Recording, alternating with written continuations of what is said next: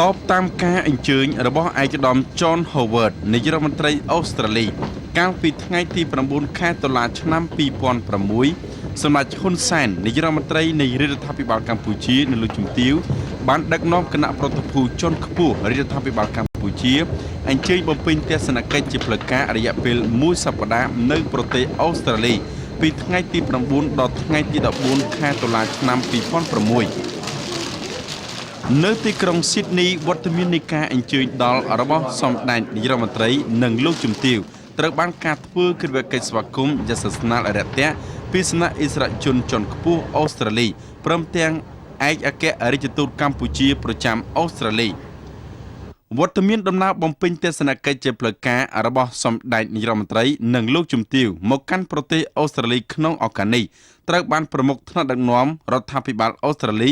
រៀបចំធ្វើបដិសណ្ឋារកិច្ចជាផ្លូវការយ៉ាងអធិកអធមក្រៃលែងនៅវិមានរដ្ឋសភាអូស្ត្រាលីគូបញ្ជាក់ដែរថាគណៈប្រតិភូជាន់ខ្ពស់រដ្ឋាភិបាលកម្ពុជាដែលអញ្ជើញអមដំណើរសម្ដេចនាយករដ្ឋមន្ត្រីហ៊ុនសែននិងលោកជំទាវសម្រាប់ដំណើរបំពេញទស្សនកិច្ចជាផ្លូវការមកកាន់ប្រទេសអូស្ត្រាលីរួមមានឯកឧត្តមហៅនំហុងឧបនាយករដ្ឋមន្ត្រីរដ្ឋមន្ត្រីការបរទេសនិងសារប្រតិបត្តិការអន្តរជាតិឯកឧត្តមនាយឧត្តមសេនីយ៍ទាបាញ់ឧបនាយករដ្ឋមន្ត្រីរដ្ឋមន្ត្រីក្រសួងការពារជាតិនិងលោកជំទាវឯកឧត្តមចោមប្រសិទ្ធទេសរដ្ឋមន្ត្រីរដ្ឋមន្ត្រីក្រសួងពាណិជ្ជកម្មនិងលោកជំទាវឯកឧត្តមហូសុទ្ធីទីប្រឹក្សានិងជានាយកខុទ្ទកាល័យសម្ដេចនាយករដ្ឋមន្ត្រីឯកឧត្តមប្រាក់សុខុនទីប្រឹក្សាសម្ដេចនាយករដ្ឋមន្ត្រីនិងជារដ្ឋលេខាធិការទីស្តីការគណៈរដ្ឋមន្ត្រីឯកឧត្តមយឹមឆៃលីរដ្ឋលេខាធិការក្រសួងអភិវឌ្ឍជនបទឯកឧត្តមព្រំសុខារដ្ឋលេខាធិការក្រសួងមហាផ្ទៃឯកឧត្តមមាសគឹមហេងឯកអគ្គរដ្ឋទូតកម្ពុជាប្រចាំអូស្ត្រាលីនិងញូហ្សេឡែនលោកជំទាវលីសាហ្វីលីបប៉ូតូឯកអគ្គរដ្ឋទូតអូស្ត្រាលីប្រចាំកម្ពុជានិងស្វាមីព្រមទាំងអិសរាជជនជាន់ខ្ពស់ដទៃទៀតដល់ឡែកសម្រាប់ដំណើរទស្សនកិច្ចនេះដែរក៏មានការអញ្ជើញអមដំណើរពីសមាជិកសភាពាណិជ្ជកម្មរាជធានីភ្នំពេញចំនួន9រូបផងដែរនៅក្នុងពិធីទទួលបដិសណ្ឋារកិច្ចជាផ្លូវការនៅវិមានរដ្ឋសភានៃទីក្រុងកុនបេនរ៉ាប្រទេសអូស្ត្រាលីសម្ដេចហ៊ុនសែននាយករដ្ឋមន្ត្រីនៃរដ្ឋាភិបាលកម្ពុជានិងលោកជំទាវត្រូវបានការធ្វើកិច្ចកិច្ចស្វាគមន៍យ៉ាងស្និទ្ធរយៈបំផុតពីឯកឧត្តម John Howard នាយករដ្ឋមន្ត្រីអូស្ត្រាលីនិងលោកជំទាវព្រមទាំងអិសរាជជនជាន់ខ្ពស់អូស្ត្រាលីដទៃទៀតនៅក្នុងពិធីទទួលបដិសណ្ឋារកិច្ចជាផ្លូវការនេះប្រមុខរដ្ឋាភិបាលប្រទេសទាំងពីរកម្ពុជាអូស្ត្រាលីនិងលោកជំទាវបានសម្ដែងនៅការធ្វើកិច្ចកិច្ចយ៉ាងស្និទ្ធស្នាលអរិយបំផុតដែលនេះចាត់ទុកជាដំណើរបំពេញទស្សនកិច្ចជាផ្លូវការរបស់សម្ដេចនាយករដ្ឋមន្ត្រីហ៊ុនសែននិងលោកជំទាវលើកទី1ក្នុងអំឡុងពេលដែលសម្ដេចនាយករដ្ឋមន្ត្រីនិងលោកជំទាវអញ្ជើញមកបំពេញទស្សនកិច្ចនៅប្រទេសអូស្ត្រាលីកាលពី15ឆ្នាំមុនទស្សនកិច្ចនៅពេលនេះគឺជាឱកាសមួយដ៏មានសារៈសំខាន់បំផុតដែលនឹងជួយរួមចំណែកធ្វើឲ្យកាន់តែប្រសើរឡើងនិងស៊ីជម្រៅថែមទៀតនៅទំនាក់ទំនងមិត្តភាពដ៏ជិតស្និទ្ធនិងកិច្ចសារប្រតិបត្តិការប្រកបដោយផ្លែផ្កាដែលមានស្រាប់សម្រាប់ប្រទេសទាំងពីរកម្ពុជាអូស្ត្រាលីឲ្យកាន់តែឈានដល់ចំណុចកំពូលដែលប្រជាជាតិទាំងពីរប្រាថ្នាចង់បាននៅក្នុងពិធីបដិសណ្ឋារកិច្ចជាផ្លូវការដ៏ឧត្តមខ្ពង់ខ្ពស់នេះសម្ដេចហ៊ុនសែននាយករដ្ឋមន្ត្រីនៃរដ្ឋាភិបាលកម្ពុជា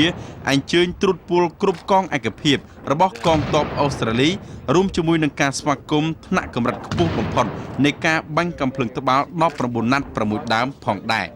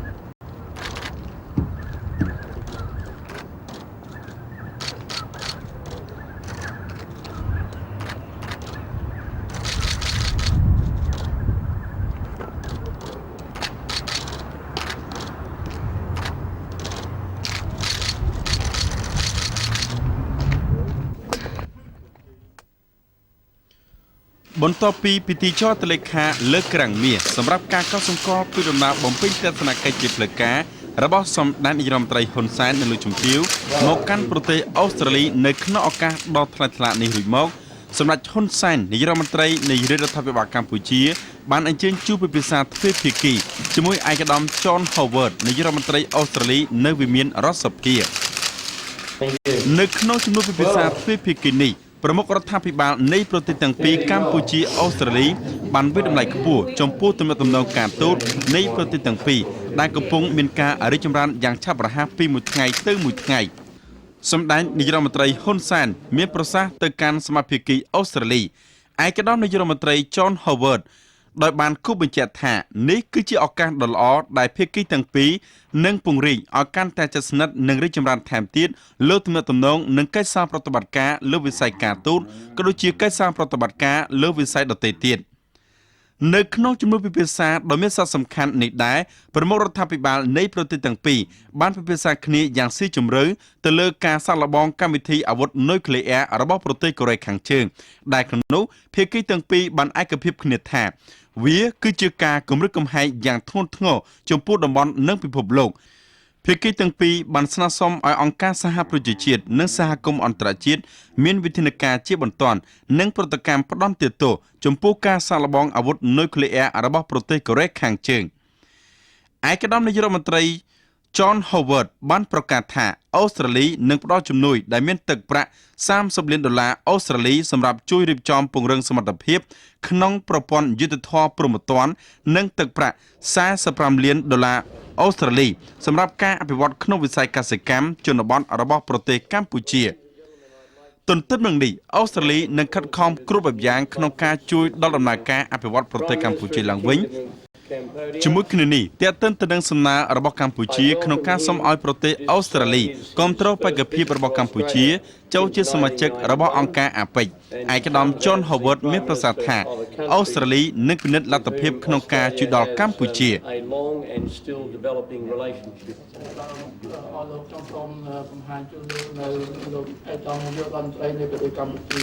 ្រទេសអូស្ត្រាលីមានចំណងទាក់ទងជាមួយនឹងប្រទេសកម្ពុជាជាយូរអង្វែងហើយឯកឧត្តមនាយករដ្ឋមន្ត្រីបានទៅធ្វើទស្សនកិច្ចនៅប្រទេសកម្ពុជាលើកទី1កាលពីឆ្នាំ1991 I'll announce during the Prime Minister's visit a program of agricultural assistance involving some $45 million over a period of 5 years. ខ្ញុំបានប្រកាសថាខ្ញុំនឹងផ្ដល់ជំនួយដល់ផ្នែកកសិកម្មចំនួន$45 លាននៅក្នុងរយៈពេល5ឆ្នាំ And also a program of further assistance to Cambodia's criminal justice system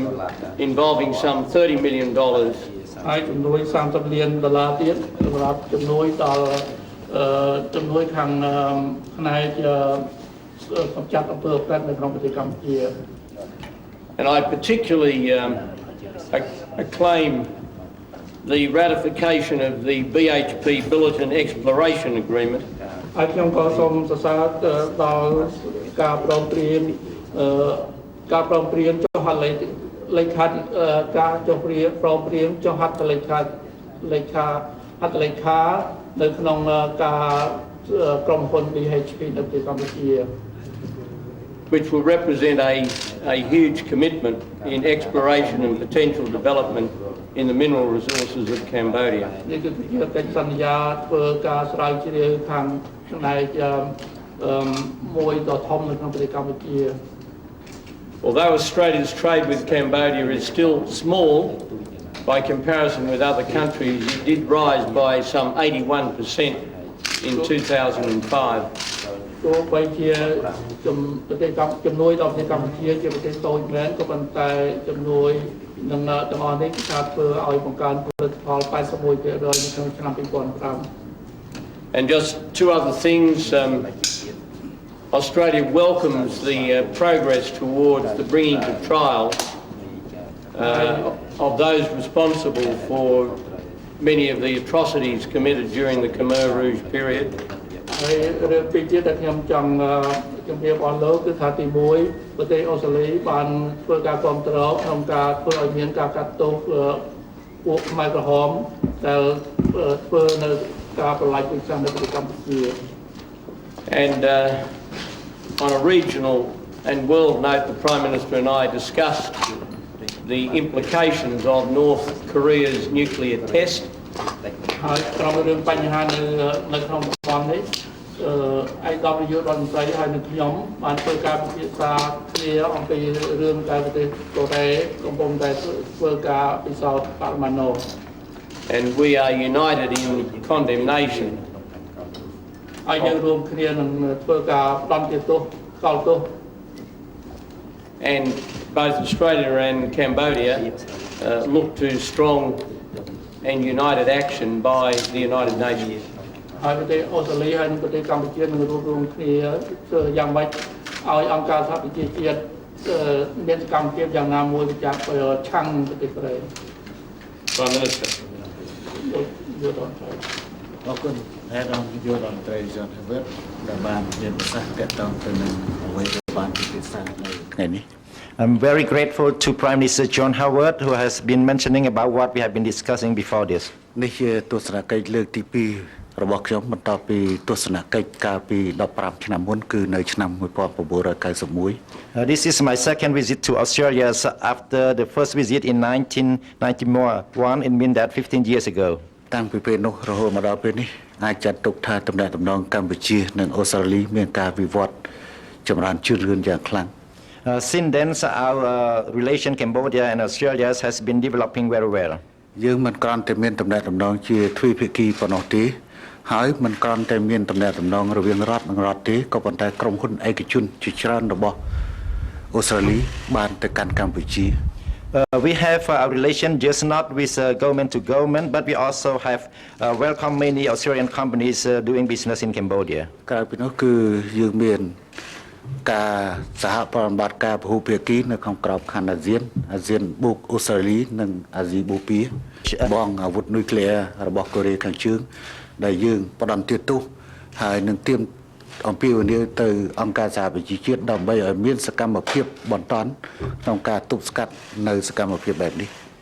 Today, we also reach an agreement with each other on condemnation of the new taser of North Korea and also appeal to the UN to take immediate action against that.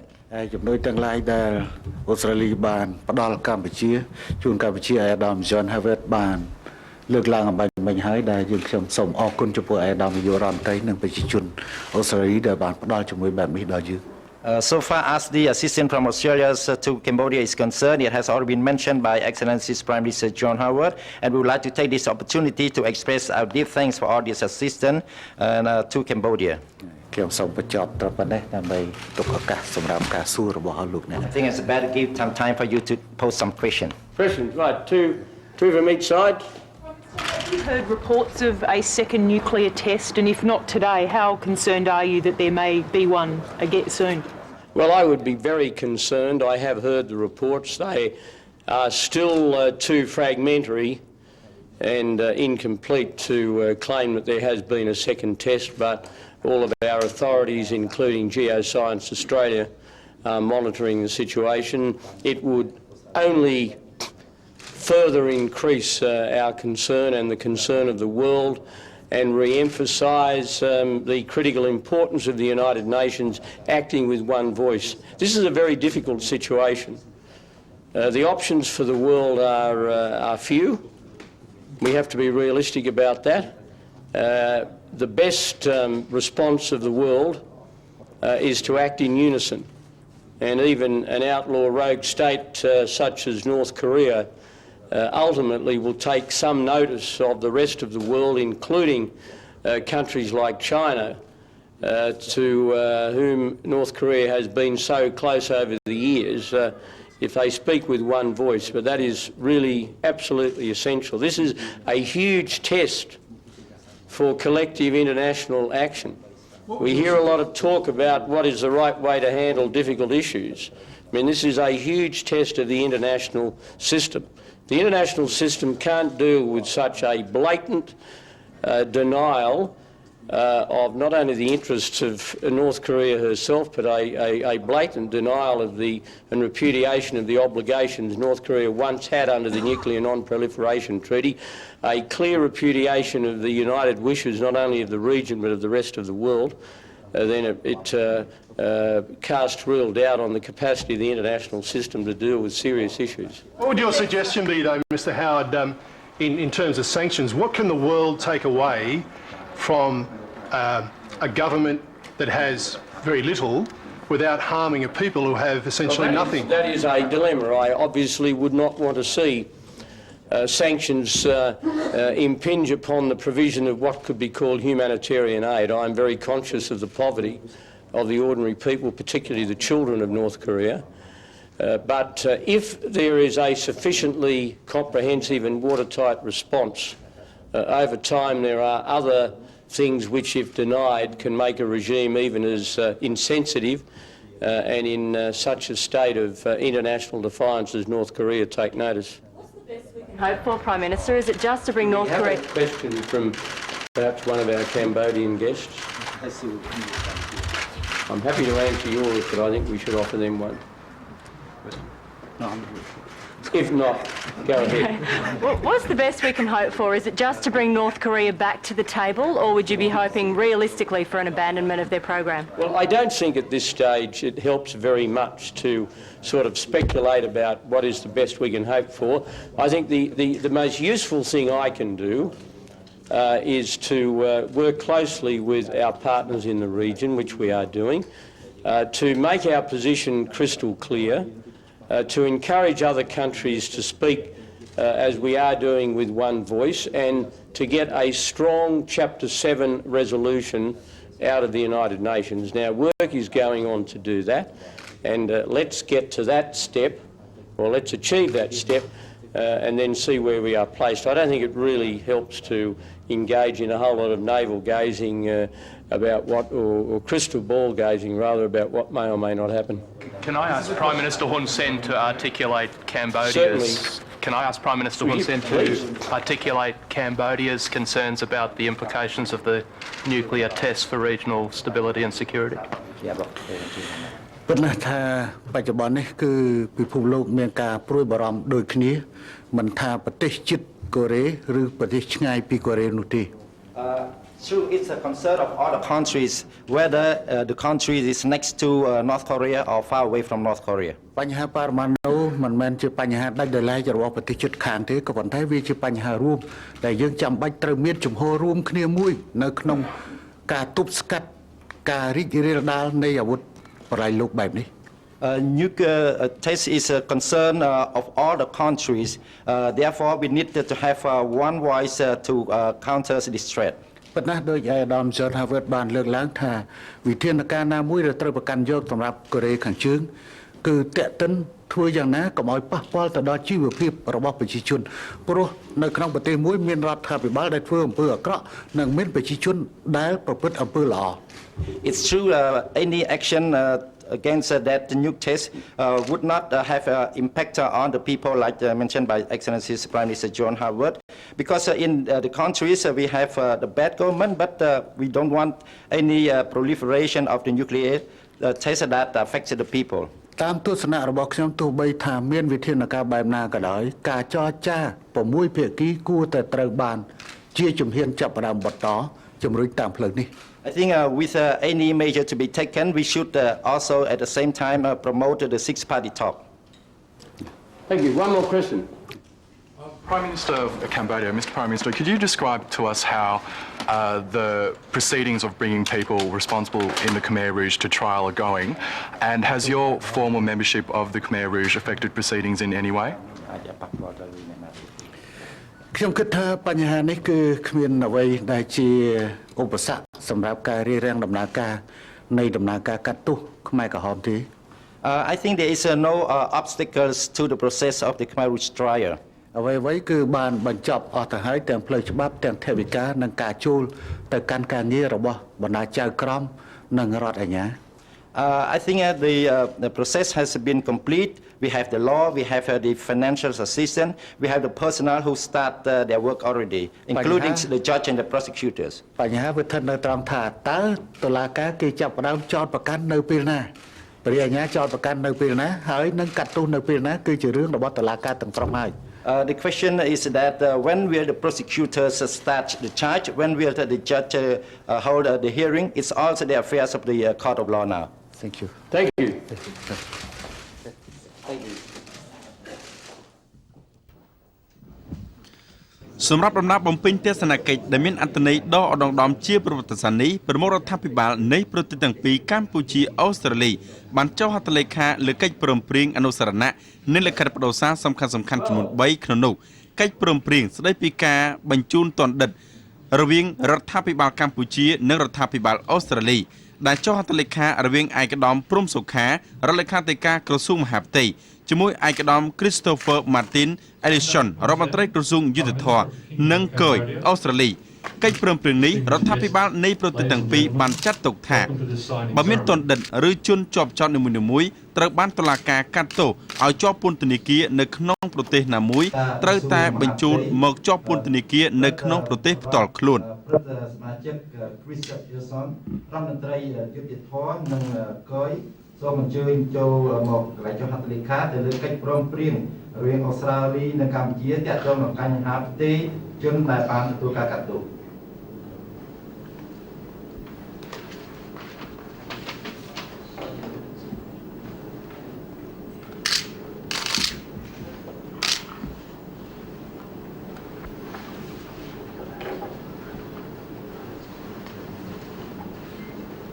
Thank you very much.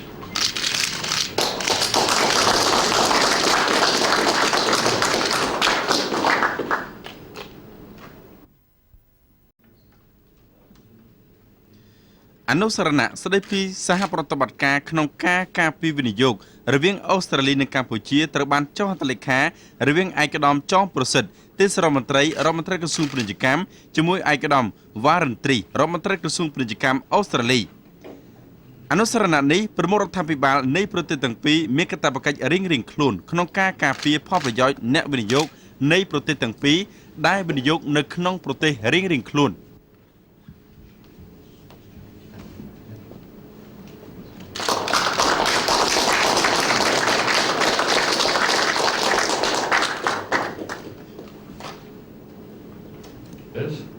to the table to sign the final document, which is an honorary signing acknowledging the project for mineral exploration operation. និងលិខិតបដូរសារស្តីពីការអនុញ្ញាតឲ្យមានសមាជិកគ្រួសារអ្នកការទូតនៃប្រទេសទាំងពីរធ្វើការងារដែលចុះហត្ថលេខារវាងឯកឧត្តមហ៊ុននំហុងឧបនាយករដ្ឋមន្ត្រីក្រសួងការបរទេសនិងសារប្រតិបត្តិការអន្តរជាតិជាមួយឯកឧត្តម Alexander Donner រដ្ឋមន្ត្រីក្រសួងការបរទេសអូស្ត្រាលី លិខិតបដូរសារនេះភាគីកម្ពុជាបានគាំទ្រដល់ការអនុញ្ញាតឲ្យក្រុមហ៊ុន BHP របស់អូស្ត្រាលីមានសិទ្ធិក្នុងការធ្វើអាជីវកម្មស្រាវជ្រាវរុករករ៉ែបុកស៊ីតនៅក្នុងតំបន់មួយចំនួនរបស់ខេត្តស្ទឹងត្រែងរតនគិរីមណ្ឌលគិរីដែលខេត្តទាំង3នេះមានធនធានរ៉ែយ៉ាងច្រើន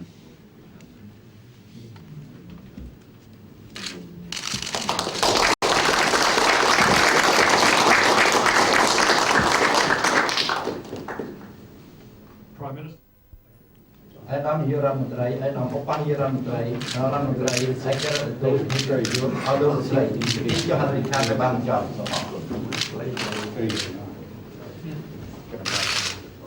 បន្ទាប់មកសម្ដេចនាយករដ្ឋមន្ត្រីហ៊ុនសែនប្រមុខនៃរដ្ឋាភិបាលកម្ពុជានិងគណៈប្រតិភូបានអនុញ្ញាតឲ្យឯកឧត្តម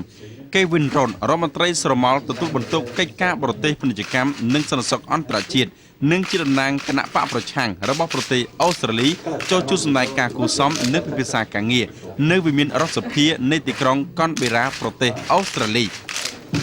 នៅក្នុងជំនួបពិភាក្សាគ្នានេះឯកឧត្តម Kevin Ron បានសម្ដែងនៅការវិតម្លៃខ្ពស់និងកោតសរសើរចំពោះការរីកចម្រើនលើគ្រប់វិស័យរបស់ប្រទេសកម្ពុជាក្រោមការដឹកនាំរបស់សម្ដេចហ៊ុនសែន អូស្ត្រាលីបានតាមដានយ៉ាងយកចិត្តទុកដាក់បំផុតចំពោះការវិវត្តរបស់ប្រទេសកម្ពុជាព្រមទាំងបានចាត់ទុកថាកម្ពុជាកំពុងដើរលើផ្លូវនៃការអនុវត្តលទ្ធិប្រជាធិបតេយ្យនិងការគោរពសិទ្ធិមនុស្ស សម្ដេចហ៊ុនសែនមានប្រសាសន៍ថាកម្ពុជានឹងខិតខំប្រឹងប្រែងឲ្យអស់ពីសមត្ថភាពថែមទៀតក្នុងការជំរុញឲ្យមានលទ្ធិប្រជាធិបតេយ្យនិងការគោរពសិទ្ធិមនុស្សសម្រាប់ប្រទេសនិងប្រជាពលរដ្ឋកម្ពុជាគ្រប់រូបទោះបីជាយ៉ាងណាក៏ដោយកម្ពុជានឹងខិតខំពុះពៀនៅរាល់ការលំបាកក្នុងការអភិវឌ្ឍប្រទេសកម្ពុជាឲ្យកាន់តែរីកចម្រើនថែមទៀតនៅក្នុងឱកាសដ៏វិសេសវិសាលសម្រាប់ដំណើរបំពេញទស្សនកិច្ចជាផ្លូវការនិងជាប្រវត្តិសាស្ត្ររបស់សម្ដេចហ៊ុនសែននាយករដ្ឋមន្ត្រីនៃរដ្ឋាភិបាលកម្ពុជានិងលោកជំទាវនៅប្រទេសអូស្ត្រាលីនាឱកាសដ៏ថ្លៃថ្លានេះឯកឧត្តម John Howard នាយករដ្ឋមន្ត្រីអូស្ត្រាលីនិងលោកជំទាវបានប្រពរៀបចំពិធីលៀងសីភោជជាមហាកិត្តិយសដ៏ឧត្តមឧត្តមថ្លៃថ្លាបំផុតជូនចំពោះសម្ដេចនាយករដ្ឋមន្ត្រីហ៊ុនសែននិងលោកជំទាវព្រមទាំងគណៈប្រតិភូទាំងអស់នៅវិមានរដ្ឋសភានៃទីក្រុងកាន់បេនរ៉ាប្រទេសអូស្ត្រាលីពិធីដ៏មានអត្ថន័យដ៏ឧត្តមឧត្តមថ្លៃថ្លានេះក៏មានការអញ្ជើញចូលរួមពីប្រធានគណៈបកប្រឆាំងអូស្ត្រាលីអ្នកការទូតដល់ឡែកជនជាតិខ្មែររស់នៅប្រទេសអូស្ត្រាលីចំនួនប្រមាណ200នាក់មកពីតំណាងរដ្ឋទាំង6របស់អូស្ត្រាលីក៏មានវត្តមាននៅក្នុងពិធីដ៏មានអត្ថន័យជាប្រវត្តិសាស្ត្រនេះដែរ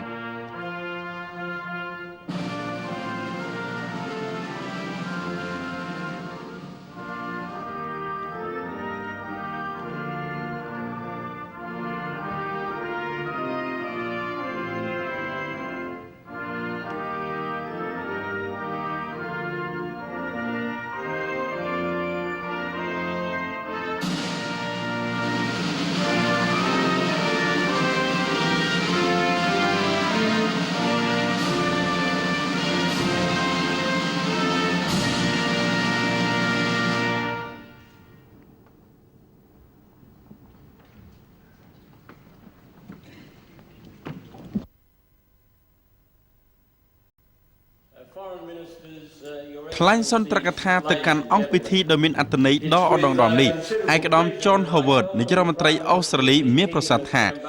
ក្នុងនាមរដ្ឋាភិបាលនិងប្រជាពលរដ្ឋអូស្ត្រាលីទាំងមូលក៏ដូចជាក្នុងនាមភរិយាឯកឧត្តមមានមហាកិត្តិយសដ៏ឧត្តមឧត្តមខ្លាំងណាស់ក្នុងការធ្វើកិច្ចកិច្ចស្វាគមន៍យ៉ាងស្និទ្ធស្នាលរាក់ទាក់បំផុតចំពោះវត្តមាននៃដំណើរបំពេញទស្សនកិច្ចជាផ្លូវការរបស់សម្ដេចនាយករដ្ឋមន្ត្រីហ៊ុនសែននិងលោកជំទាវព្រមទាំងគណៈប្រតិភូជាន់ខ្ពស់កម្ពុជាទាំងអស់ដែលបានឆ្លៀតពេលវេលាដ៏មានតម្លៃអញ្ជើញមកបំពេញទស្សនកិច្ចជាផ្លូវការនៅប្រទេសអូស្ត្រាលីសាជាថ្មីម្ដងទៀតបន្ទាប់ពីដំណើរបំពេញទស្សនកិច្ចរបស់សម្ដេចនាយករដ្ឋមន្ត្រីហ៊ុនសែននិងលោកជំទាវធ្វើឡើងកាលពីឆ្នាំ1991ឯកឧត្តម John Howard មានប្រសាសន៍សង្កត់ធ្ងន់ថារយៈពេល15ឆ្នាំកន្លងទៅនេះគឺជារយៈពេលមួយដែលមានខ្លឹមសារនិងអត្ថន័យដ៏ថ្លៃថ្លាបំផុតដែលប្រទេសយើងទាំងពីរបានចាប់ផ្ដើមបើកទំនាក់ទំនងការទូតសារជាថ្មីឡើងវិញហើយដែលក្នុងរយៈពេល15ឆ្នាំកន្លងទៅនេះទំនាក់ទំនងការទូតនៃប្រទេសទាំងពីរអូស្ត្រាលីកម្ពុជាកំពុងឈានឆ្ពោះនិងរីកចម្រើនទៅមុខជាលំដាប់ដែលទាំងនេះផ្ដើមចេញពីកិច្ចខិតខំប្រឹងប្រែងរួមពីប្រមុខរដ្ឋាភិបាលមន្ត្រីរាជការនិងប្រជាពលរដ្ឋនៃប្រទេសយើងទាំងពីរកម្ពុជាអូស្ត្រាលីឯកឧត្តមនាយករដ្ឋមន្ត្រីអូស្ត្រាលី John Howard មានប្រសាសន៍បញ្ជាក់បន្ថែមថារូបឯកឧត្តមផ្ទាល់និងភរិយាមានការសប្បាយរីករាយយ៉ាងខ្លាំងចំពោះការជួបជុំដ៏ធំដែលថ្នាក់ដឹកនាំទាំងពីរបានឃើញផ្ទាល់ភ្នែកចំពោះស្មារតីនៃការសាមគ្គីភាពនៃប្រជាពលរដ្ឋនៃប្រទេសទាំងពីរអូស្ត្រាលីកម្ពុជាហើយអ្វីដែលជាការចាប់អារម្មណ៍ខ្លាំងក្លាទៅទៀតនោះគឺការជួបជុំមហាគ្រួសារខ្មែរតំណាងមកពីប្រមាណជាង 20,000 នាក់ដែលកំពុងរស់នៅនិងប្រកបរបរចិញ្ចឹមជីវិតនៅក្នុងប្រទេសអូស្ត្រាលីឯកឧត្តមនាយករដ្ឋមន្ត្រីអូស្ត្រាលីមានប្រសាសន៍សង្កត់ធ្ងន់ថានៅក្នុងដំណើរបំពេញទស្សនកិច្ចនេះប្រមុខរដ្ឋាភិបាលនៃប្រទេសទាំងពីរបានធ្វើការពិភាក្សាគ្នាយ៉ាងយកចិត្តទុកដាក់បំផុតក្នុងការពង្រីកចំណងទំនាក់ទំនងការទូតនៃប្រទេសយើងទាំងពីរឲ្យកាន់តែមានការរីកចម្រើនខ្ពង់ខ្ពស់ថែមទៀតទោះបីជាយ៉ាងណាក៏ដោយរដ្ឋាភិបាលអូស្ត្រាលីក៏បានតាមដានយកចិត្តទុកដាក់ជាទីបំផុតចំពោះការវិវត្តរីកចម្រើននៃសភាពការនយោបាយរបស់ប្រទេសកម្ពុជាដែលកំពុងឈានឆ្ពោះទៅកាន់លទ្ធិប្រជាធិបតេយ្យនិងការគោរពសិទ្ធិមនុស្សអូស្ត្រាលីនឹងរកគ្រប់មធ្យោបាយក្នុងការជួយដល់ការអភិវឌ្ឍប្រទេសកម្ពុជាឡើងវិញ តាមរយៈកិច្ចសន្ទនារបស់ប្រមុខរដ្ឋាភិបាលនៃប្រទេសទាំងពីរឯកឧត្តមនាយករដ្ឋមន្ត្រីអូស្ត្រាលីមានប្រសាសន៍ថាអូស្ត្រាលីបានផ្ដល់ជំនួយដែលមានទឹកប្រាក់ចំនួន$75 លានអូស្ត្រាលីសម្រាប់ជួយដល់ការអភិវឌ្ឍប្រទេសកម្ពុជាឡើងវិញក្នុងនោះទឹកប្រាក់ចំនួន$45 លានអូស្ត្រាលីសម្រាប់គម្រោងជួយដល់វិស័យកសិកម្មនិងទឹកប្រាក់$30 លានអូស្ត្រាលីសម្រាប់ជួយដល់ប្រព័ន្ធយុទ្ធភ័ពនិងពន្ធនាគារនៅកម្ពុជានៅក្នុងសន្ទរកថាដ៏មានសារៈសំខាន់នេះដែរឯកឧត្តម John Howard ក៏បានជូនពរនិងប្រសិទ្ធពរជ័យវវកមហាប្រសើរជូនចំពោះសម្ដេចនាយរដ្ឋមន្ត្រីហ៊ុនសែននៅលើជំទាវព្រមទាំងគណៈប្រតិភូរដ្ឋាភិបាលកម្ពុជាទាំងអស់បន្តស្នាក់នៅបំពេញទស្សនកិច្ចជាផ្លូវការនៅប្រទេសអូស្ត្រាលីទទួលបាននៅលទ្ធផលដ៏ត្រចះត្រចង់ដើម្បីជានិមិត្តរូបនៃការស្រឡាញ់រាប់អានគ្នាដោយស្មោះស្ម័គ្របំផុតសម្រាប់ថ្នាក់ដឹកនាំក៏ដូចជាប្រជាជាតិនៃប្រទេសយើងទាំងពីរកម្ពុជាអូស្ត្រាលីឲ្យកាន់តែមានការវិវត្តរីកចម្រើនយ៉ាងឆាប់រហ័សពីមួយថ្ងៃទៅមួយថ្ងៃ To express our unconditional concern at the nuclear test conducted by North Korea, which are a threat particularly to our region and represent a challenge to all the countries of our region and of course represent a very significant challenge to both the capacity and the authority of the United Nations and the world community to respond in a united fashion and with a united voice of my government and the people of Australia to building much closer relations with your government and the people of Cambodia. I invite the Leader of the Opposition, the Honourable Kim Beazley, to support my remarks.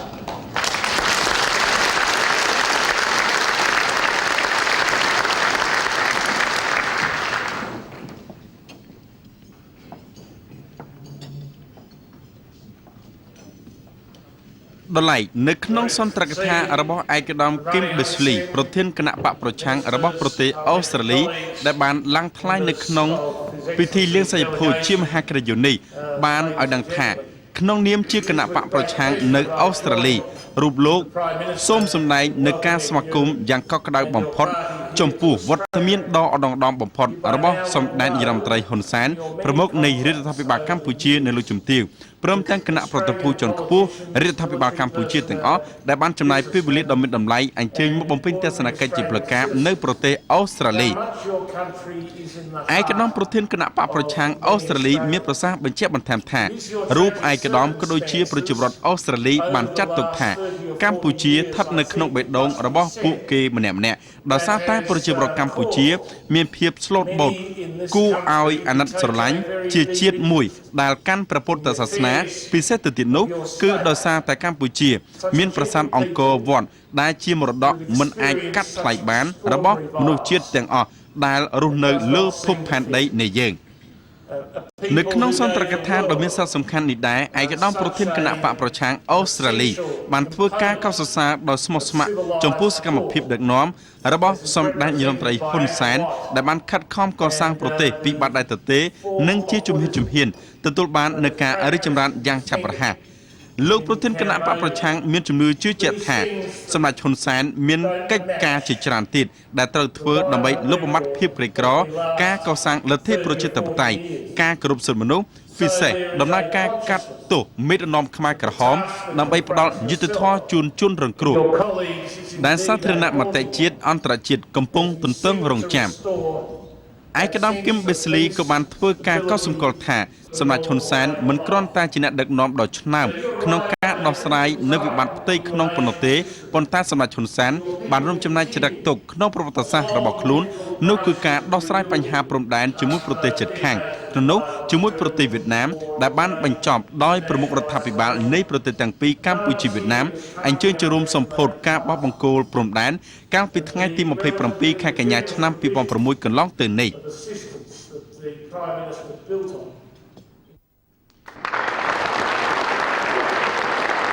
សម្ដេចហ៊ុនសែននាយករដ្ឋមន្ត្រីនៃរដ្ឋាភិបាលកម្ពុជាមានប្រសាសន៍ទៅកាន់ប្រជាជាតិអូស្ត្រាលីក៏ដូចជាពលរដ្ឋកម្ពុជារស់នៅអូស្ត្រាលីក្នុងពិធីលៀងសីភូជាមហាក្រិយនេះក្នុងខ្លឹមសារដូចតទៅ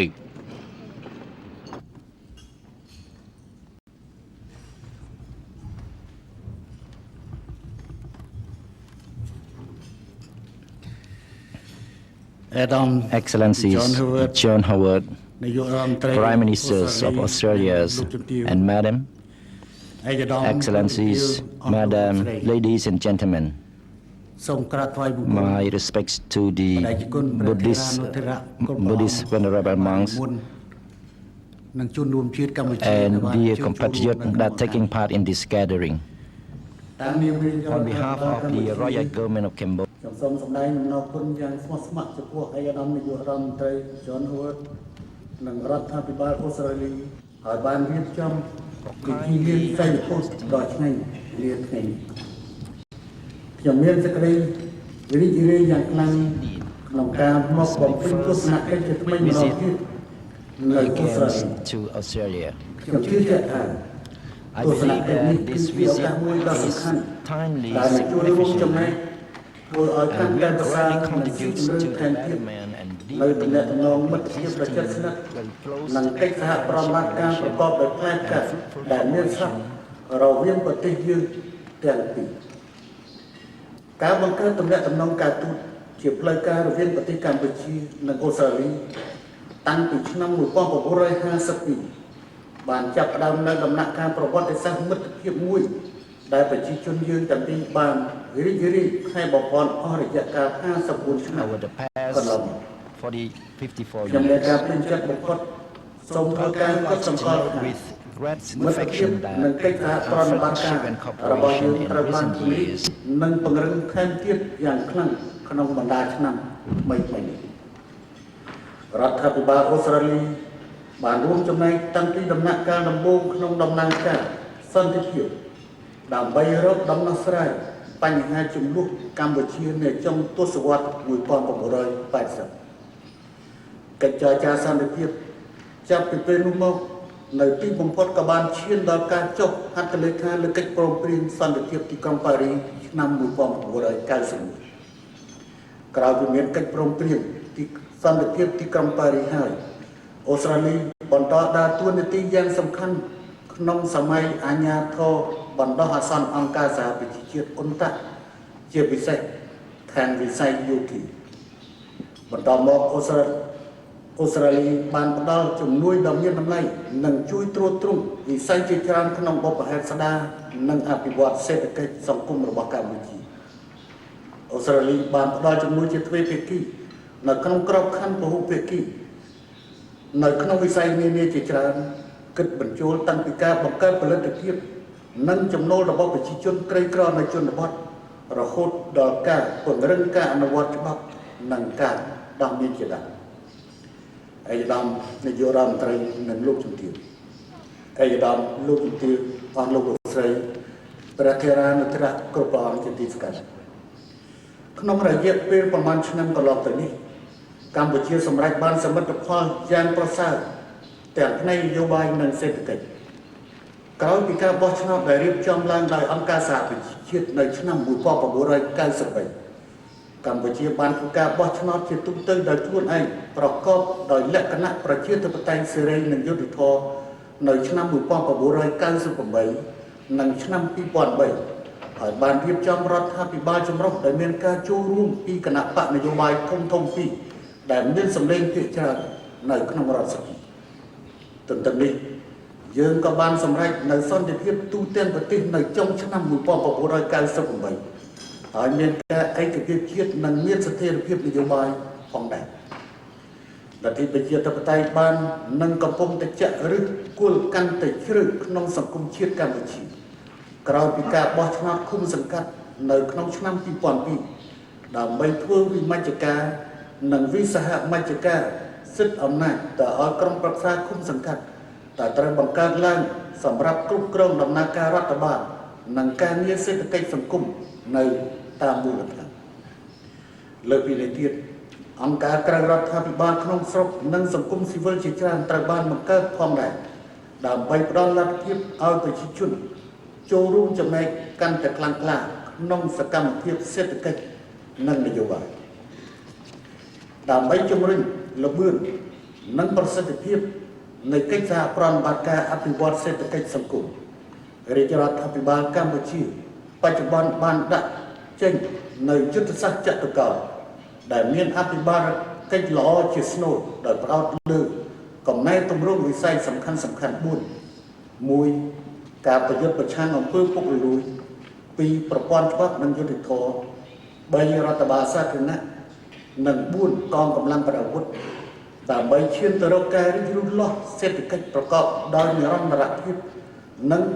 សម្រាប់គោលដៅចុងក្រោយគឺការកាត់បន្ថយភាពក្រីក្រជាលទ្ធផលនៃការអនុវត្តយុទ្ធសាស្ត្រនេះប្រទេសកម្ពុជាសម្រេចបានកំណើនផលិតផលជាតិសរុបដល់ទៅ 13.4% នៅឆ្នាំ 2005 ដោយសារតែមានការកើនឡើង 16.6% ក្នុងវិស័យកសិកម្មនិង 12.1% ក្នុងវិស័យឧស្សាហកម្មក៏ដូចជាវិស័យសេវាកម្មនេះជាលើកទី1ក្នុងរយៈពេលប្រមាណទសវត្សរ៍កន្លងទៅកម្ពុជាមានអង្ករសល់1លានជាង1លាន3សែនតោន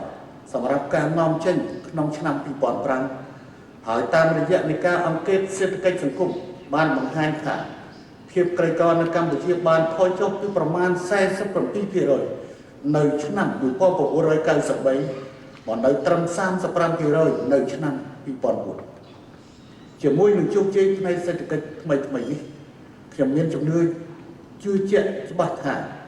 យើងកំពុងតែស្ថិតនៅលើមាគ៌ាអភិវឌ្ឍន៍មួយដ៏ត្រឹមត្រូវ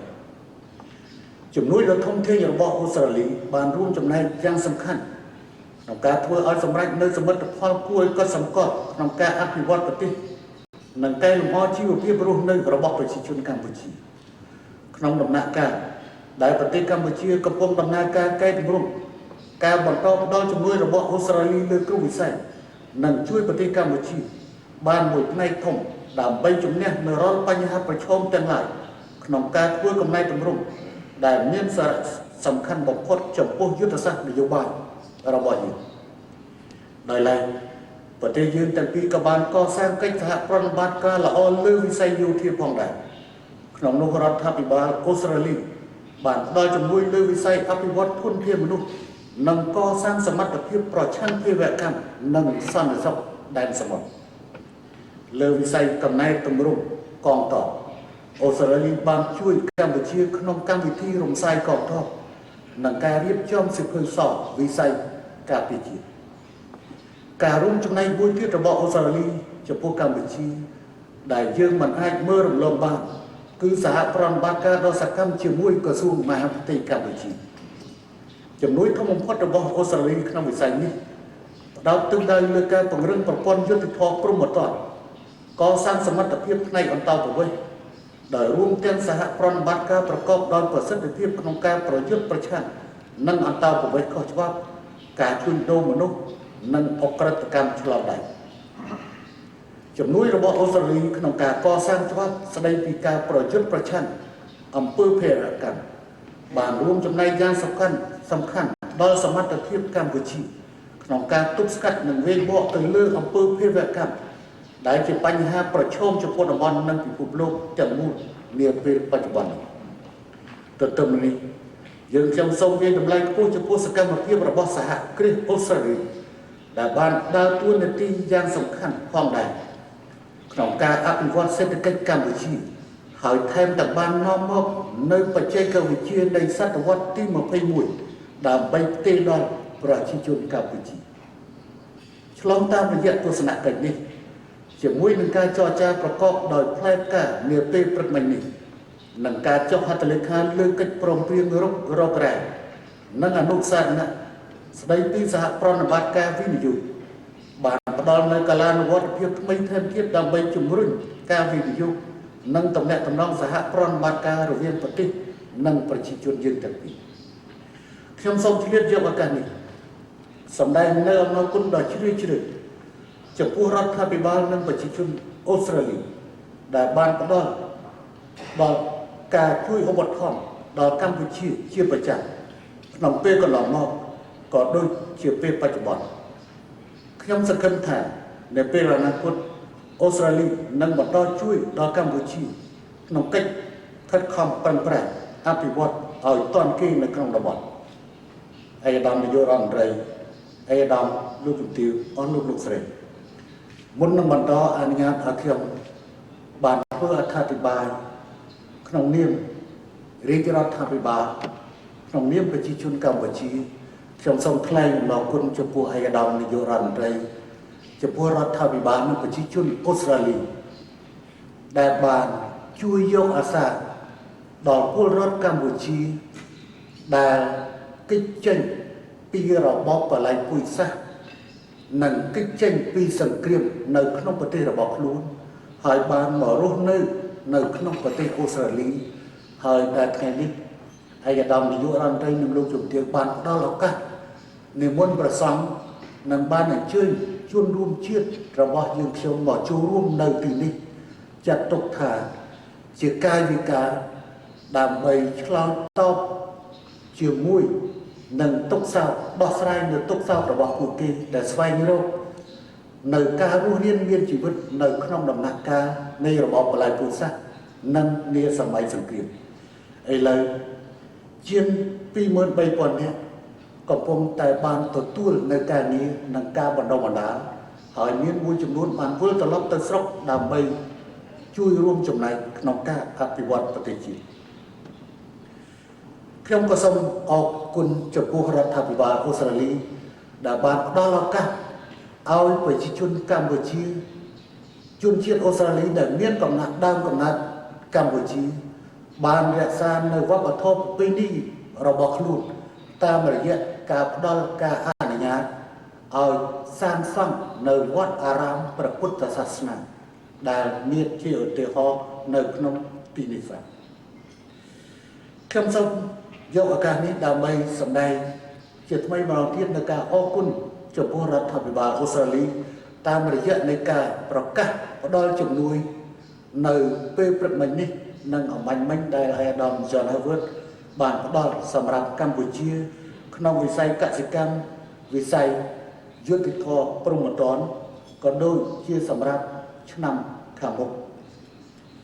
ខ្ញុំសូមសម្ដែងនៅអំណរគុណចំពោះឯកឧត្តម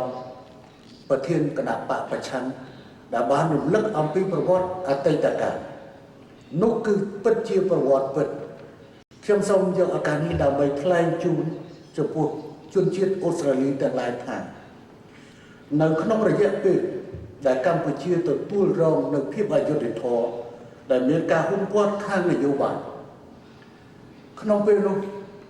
ខ្ញុំជានាយករដ្ឋមន្ត្រីក្នុងវ័យ32ឆ្នាំជានាយករដ្ឋមន្ត្រីផងនិងជារដ្ឋមន្ត្រីការបរទេសផងខ្ញុំបានជួបជាលើកដំបូងជាមួយអាដាម Bill Hayden ដែលជារដ្ឋមន្ត្រីការបរទេសនៅក្នុងដំណាក់កាលនោះក្នុងពេលដែលគាត់ទស្សនកិច្ចនៅប្រទេសវៀតណាមនេះជាការចាប់ផ្ដើមមួយល្អដែលផ្ដល់ឱកាសឲ្យអូស្ត្រាលីអាចមានទួនាទីហើយក៏ជាទំនុកទុកចិត្តនៃបណ្ដាភាគីដែលមានការពាក់ព័ន្ធគំនិតព្រួយប្រាំដែលហៅថាគំនិតព្រួយប្រាំរបស់ Gareth Evans ក៏ត្រូវបានចាប់ផ្ដើមហើយអាដាមប្រធានបកប្រឆាំងបានលើកឡើងចំពោះលោក Costello គឺជាជនជាតិអូស្ត្រាលីម្នាក់ដែលមានកម្ពស់ជាង2ម៉ែត្រហើយនៅពេលដែលគាត់ទៅជួបខ្ញុំនោះគឺខ្ញុំមិនអាចរកគ្រាឲ្យគាត់សម្រាប់បានទេប៉ុន្តែ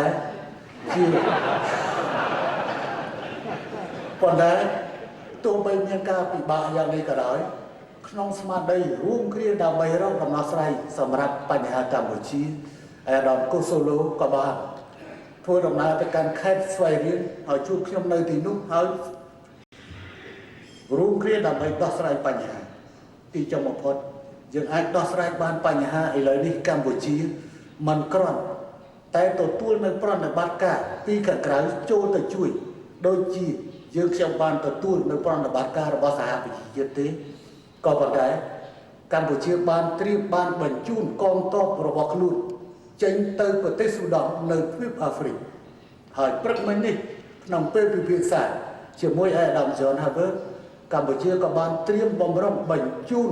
នៅកងរាជអាវុធហត្ថនិងកងទ័ពរបស់ខ្លួនបញ្ជូនទៅទីមាត់ខាងកើតបន្ថែមទៀតនៅពេលខាងមុខនេះអាដាមលោកជំទាវកម្ពុជានិងអូស្ត្រាលីក៏មានកិច្ចសហប្រតិបត្តិការសហការគ្នាល្អផងដែរក្នុងក្របខ័ណ្ឌអង្គការតំបន់ដូចជាអាស៊ានវេទិកាតំបន់អាស៊ាននិងកិច្ចប្រជុំកំពូល អាស៊ីបូពីក្នុងនាមជាសមាជិកអាស៊ានកម្ពុជាផ្ដល់សារៈសំខាន់ជាខ្លាំងចំពោះទំនាក់ទំនងជាដៃគូចរចាអាស៊ានអូស្ត្រាលីដែលជាយន្តការសម្រាប់សំខាន់សម្រាប់ជំរុញសហប្រតិបត្តិការនយោបាយសន្តិសុខនិងសេដ្ឋកិច្ចក្នុងតំបន់កម្ពុជាវាតម្លៃខ្ពស់ចំពោះវិភាគទានដ៏សំខាន់របស់អូស្ត្រាលីសម្រាប់កម្មវិធីសហប្រតិបត្តិការអភិវឌ្ឍអាស៊ានអូស្ត្រាលីសម្រាប់រយៈពេល2ឆ្នាំពេលឆ្នាំ2002-2008ដែលនឹងជួយលើកកម្ពស់សហប្រតិបត្តិការអាស៊ានអូស្ត្រាលីបន្ថែមទៀតកម្ពុជាក៏វាយតម្លៃខ្ពស់ផងដែរចំពោះតួនាទីនិងការចូលរួមចំណែកយ៉ាងសកម្មរបស់អូស្ត្រាលីដើម្បីធ្វើឲ្យវេទិកាតំបន់អាស៊ានកាន់តែមានសារៈសំខាន់ក្នុងការដោះស្រាយបញ្ហាប្រឈមថ្មីៗទៀតលើផ្នែកនយោបាយនិងសន្តិសុខក្នុងតំបន់អាស៊ីប៉ាស៊ីហ្វិកកម្ពុជាក៏សង្ឃឹមដែរថាអូស្ត្រាលីនឹងបន្តផ្ដល់ការរួមចំណែកដូចគ្នានេះដើម្បីធ្វើឲ្យកិច្ចប្រជុំកំពូលអាស៊ីបូពីក្លាយទៅជាអង្គការតំបន់មួយដ៏រឹងមាំនិងស្វាហាប់ជាទីបញ្ចប់ខ្ញុំមានសុទ្ធិនិយមយ៉ាងមុតមមថាទស្សនកិច្ចរបស់ខ្ញុំនៅពេលនេះនឹងផ្ដល់ជាកម្លាំងមួយយ៉ាងធំជួយជំរុញឲ្យកាន់តែឈានឡើងខ្ពស់ថែមទៀតនៅចំណងមិត្តភាពដ៏ប្រសើរនិងកិច្ចសហប្រតិបត្តិការប្រកបដោយផ្លែផ្ការបស់យើងក្នុងក្របខ័ណ្ឌទ្វេភាគីក៏ដូចជាក្នុងក្របខ័ណ្ឌរបស់ខ្ញុំសូមជ្រាបយកឱកាសនេះសម្ដែងដើម្បីសម្ដែងមរណទុក្ខចំពោះការបាត់បង់ជីវិតរបស់លោក Steve ដែលជាអ្នកចាប់ក្រពើដ៏ល្បីល្បាញរបស់អូស្ត្រាលីឯកឧត្តមលោកជំទាវឯកឧត្តមនាយករដ្ឋមន្ត្រីនិងលោកជំទាវឯកឧត្តមលោកជំទាវអស់លោកលោកស្រីដើម្បីមិត្តភាពនិងសហប្រតិបត្តិការជិតស្និទ្ធរវាងកម្ពុជានិងអូស្ត្រាលីខ្ញុំសូមអញ្ជើញឯកឧត្តមលោកជំទាវអស់លោកលោកស្រីទាំងអស់ចូលរួមជាមួយខ្ញុំលើកកែឡើងដើម្បីបរិយាសុខភាពល្អបរិបូរណ៍របស់ព្រះករុណាព្រះបាទសម្ដេចព្រះនបរមនាថនរោត្តមសីហមុនីព្រះមហាក្សត្រនៃព្រះរាជាណាចក្រកម្ពុជា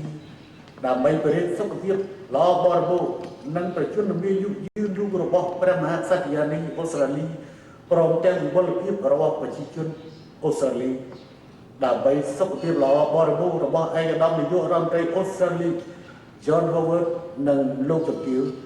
ដើម្បីមិត្តភាពនិងកិច្ចសហប្រតិបត្តិការដ៏យូរអង្វែងរវាងប្រជាជាតិណាចក្រកម្ពុជានិងអូស្ត្រាលីដើម្បីសុខភាពល្អនិងជ័យជំនះរបស់ឯកឧត្តមលោកជំទាវអស់លោកលោកស្រីដែលមានវត្តមាននៅទីនេះសូមអរគុណ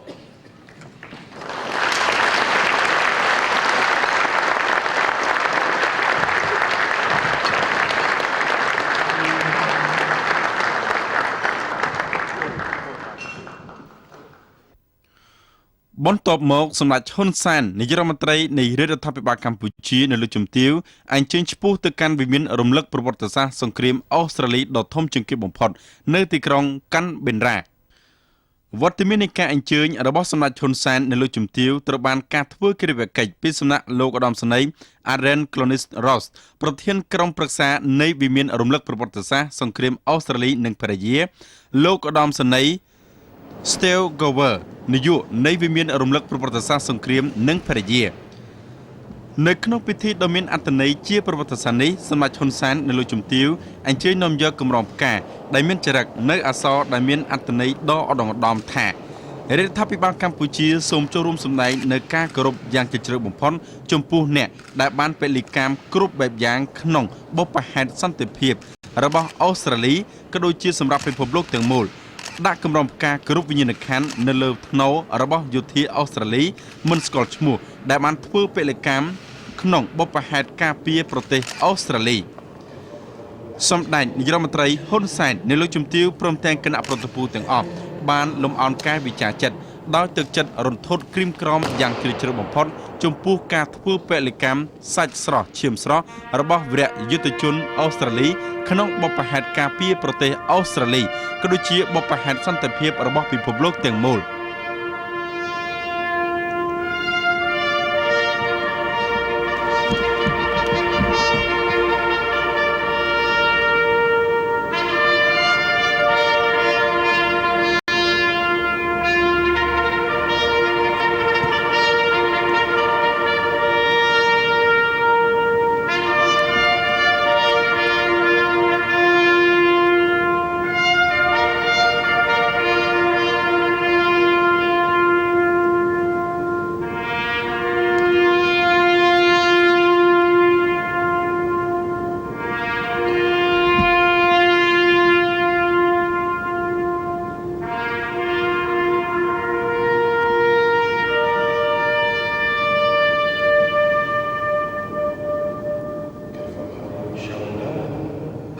នៅក្នុងឱកាសដ៏ឧត្តមថ្លៃថ្លាជាប្រវត្តិសាស្ត្រនេះសម្ដេចហ៊ុនសែននាយករដ្ឋមន្ត្រីនៃរដ្ឋាភិបាលកម្ពុជានៅលោកជំទាវព្រមទាំងគណៈប្រតិភូទាំងអស់អញ្ជើញទស្សនាបញ្ជីឈ្មោះរបស់នីតិហ៊ាននិងពលទាហានអូស្ត្រាលីដែលបានបូជាសាច់ស្រស់ឈាមស្រស់នៅក្នុងបបហេតុការពីប្រទេសនិងប្រជាពលរដ្ឋអូស្ត្រាលីដែលបានចរិតឈ្មោះនៅតាមជញ្ជាំងក្នុងវិមានរំលឹកប្រវត្តិសាស្ត្រសង្គ្រាមអូស្ត្រាលីនីតិហ៊ាននាយទិនរងនិងពលទាហានអូស្ត្រាលីដែលបានពលិជីវិតក្នុងបបហេតុសន្តិភាពរបស់ពិភពលោកត្រូវបានយកម្ករក្សាឈ្មោះនៅទីនេះដែលនេះគឺជាការបញ្ជាក់ឲ្យឃើញពីការយកចិត្តទុកដាក់ខ្ពស់បំផុតពីសំណាក់រដ្ឋាភិបាលអូស្ត្រាលីចំពោះដួងវិញ្ញាណក្ខន្ធរបស់នីតិហ៊ាននាយទិនរងនិងពលទាហានអូស្ត្រាលីដែលបានពលិជីវិតនៅក្នុងបបហេតុការពីប្រទេសអូស្ត្រាលីក៏ដូចជាបបហេតុជួយថែរក្សាសន្តិភាពនៅតាមបណ្ដាប្រទេសមានចំនួននានាលើពិភពលោកនៅក្នុងឱកាសនោះដែរសម្ដេចនាយរដ្ឋមន្ត្រីហ៊ុនសែននៅលោកជំទាវព្រមទាំងគណៈប្រតិភូអមដំណើរទាំងអស់អញ្ជើញទស្សនាផ្ទាំងរូបថតនិងសមិទ្ធផលសង្គ្រាមរបស់ប្រទេសអូស្ត្រាលីដែលបានរក្សាទុកនៅក្នុងវិមានរំលឹកប្រវត្តិសាស្ត្រសង្គ្រាមអូស្ត្រាលីសម្ដេចហ៊ុនសែននាយករដ្ឋមន្ត្រីនៃរដ្ឋាភិបាលកម្ពុជាបានវិតម្លៃខ្ពស់និងកោតសរសើរដោយស្មោះស្ម័គ្រចំពោះរដ្ឋាភិបាលអូស្ត្រាលីដែលបានរក្សាទុកនៅវត្ថុតាងដែលជាសមិទ្ធផលក្នុងសម័យសង្គ្រាមដោយស្ថិតនៅយូរអង្វែងសម្រាប់មនុស្សជាតិជំនាន់ក្រោយបានឃើញនិងបានសរសើរស្វែងយល់ពីមហន្តរាយដែលបានបន្សល់ទុកពីសម័យសង្គ្រាមដែលវីរយុទ្ធជនអូស្ត្រាលីបានខិតខំពុះពៀគ្រប់បែបយ៉ាងដើម្បីបបហេតុការពារជាតិមាតុភូមិនិងសន្តិភាពសម្រាប់ពិភពលោកទាំងមូលនៅក្នុងឱកាសនោះដែរសម្ដេចហ៊ុនសែននាយករដ្ឋមន្ត្រីនៃរដ្ឋាភិបាលកម្ពុជានៅលោកជំទាវអញ្ជើញចុះហត្ថលេខាលើសភៅក្រាំងមាសដើម្បីបញ្ជាក់ឲ្យឃើញពីសមានចិត្តយកចិត្តទុកដាក់ខ្ពស់ពីសំណាក់សម្ដេចនាយករដ្ឋមន្ត្រីនៅលោកជំទាវចំពោះប្រជាជាតិអូស្ត្រាលីក្នុងការចូលរួមចំណែកដល់បបហេតុសន្តិភាពរបស់ពិភពលោកទាំងមូលលោកស្រីទូរទស្សនិកជនជាទីមេត្រីចំពោះព័ត៌មានតាក់ទងទៅនឹងសកម្មភាពដំណើរបំពេញទស្សនកិច្ចជាផ្លូវការរបស់សម្ដេចហ៊ុនសែននាយករដ្ឋមន្ត្រីនៃរដ្ឋាភិបាលកម្ពុជានិងលោកជំទាវអញ្ជើញបំពេញទស្សនកិច្ចជាផ្លូវការនៅប្រទេសអូស្ត្រាលីទូរទស្សន៍ជាកម្ពុជានឹងធ្វើការផ្សព្វផ្សាយបន្តនៅក្នុងកម្មវិធីផ្សាយថ្ងៃស្អែកជាបន្តទៀតសូមអញ្ជើញរងចាំតាមបានទស្សនាដោយមេត្រី